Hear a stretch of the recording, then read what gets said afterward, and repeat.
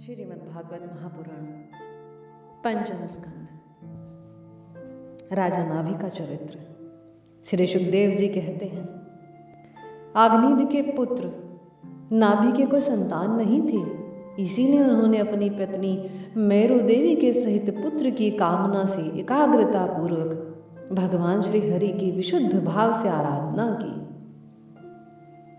तब भगवान का चित्त अपने भक्त का अभिष्ट कार्य सिद्ध करने के लिए उत्सुक हो गया।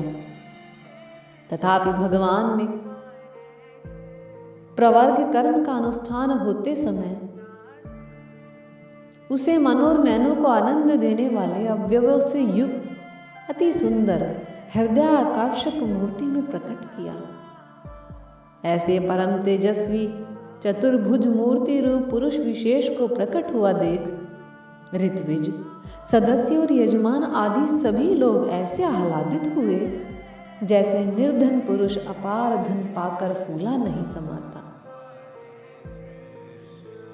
फिर सभी ने सिर झुकाकर अत्यंत आदर पूर्वक प्रभु की अर्घ्य द्वारा पूजा की और ऋत्विजों ने स्तुति की। ऋत्विजों ने कहा, पूज्यतम, हम आपके अनुगत भक्त हैं, आप हमारे पुनः पुनः पूजनीय हैं।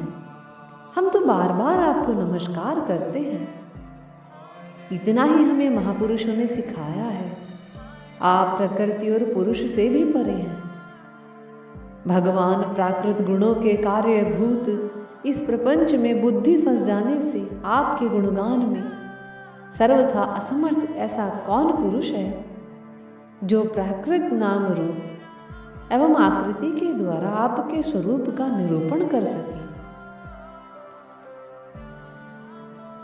आप साक्षात परमेश्वर हैं। जिस प्रकार तत्वज्ञ पुरुष बिना बुलाए भी केवल करुणावश अज्ञानी पुरुषों के पास चले जाते हैं, उसी प्रकार आप भी हमें मोक्ष संज्ञक अपना परम पद और हमारी अभीष्ट वस्तुएं प्रदान करने के लिए अन्य साधारण यज्ञ दर्शकों के समान यहाँ प्रकट हुए हैं। हे पूज्यतम, आपने हमें सबसे बड़ा वर तो यही दे दिया कि ब्रह्मादि समस्त वरदायकों में श्रेष्ठ होकर भी आप राजऋषि नाभि की इस यज्ञशाला में साक्षात हमारे मित्रों के सामने प्रकट हो गए।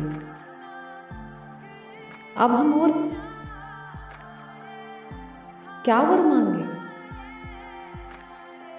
प्रभु,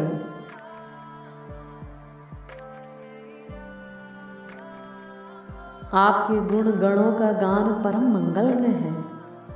अतः हम आपसे यही वर मांगते हैं कि गिरने, ठोकर खाने, छींकने अथवा जम्भाई लेने और संकट आदि के समय एवं ज्वर और मरणादि की अवस्थाओं में आपका स्मरण न हो सकने पर भी किसी प्रकार आपके सकल कलिमल विनाशक भक्त वत्सल दीन बंधु आदि नामों का हम उच्चारण कर सकें। इसके सिवा कहने योग्य न होने पर भी एक प्रार्थना और है। आप साक्षात परमेश्वर हैं। स्वर्ग, अपवर्ग आदि ऐसी कोई वस्तु नहीं है जिसे आप न दे सकें। जैसे कोई कंगाल किसी धन लुटाने वाले परम उदार पुरुष के पास पहुंचकर भी उससे भूसा ही मांगे, उसी प्रकार हमारे यजमान ये राजऋषि नाभि संतान को ही परम पुरुषार्थ मानकर आपके ही समान पुत्र पाने के लिए आपकी आराधना कर रहे हैं। आपकी माया का कोई पार नहीं पा सका और ना वह किसी के वश में आ सकती है।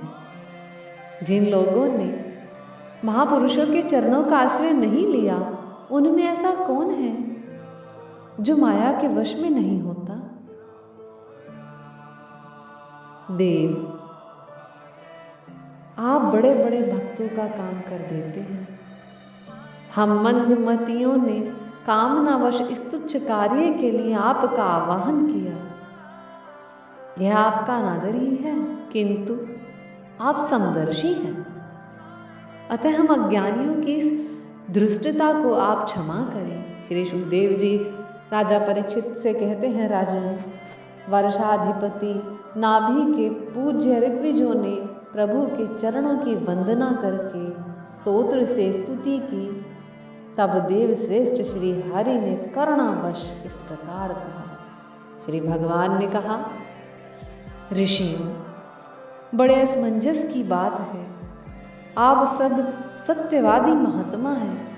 आपने मुझसे यह बड़ा दुर्लभ वर मांगा है कि राजश्री नाभि के मेरे समान पुत्र हो। मुनियों, मेरे समान तो मैं ही हूं, क्योंकि मैं अद्वितीय हूं।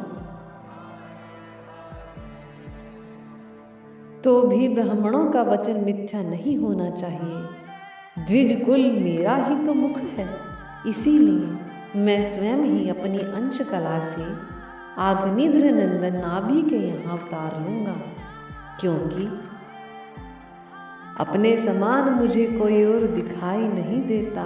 श्री सुखदेव जी कहते हैं, यह कहकर भगवान अंतर ध्यान हो गए और उस यज्ञ में महर्षियों द्वारा इस प्रकार प्रसन्न किए जाने पर श्री भगवान महाराज नाभि का प्रिय करने के लिए उनके रनिवास में महारानी मेरु देवी के गर्भ से दिगंबर सन्यासी और उधर्वरेता मुनियों का धर्म प्रकट करने के लिए शुद्ध सत्व में विग्रह से प्रकट हुए। बोले श्री कृष्ण भगवान की जय।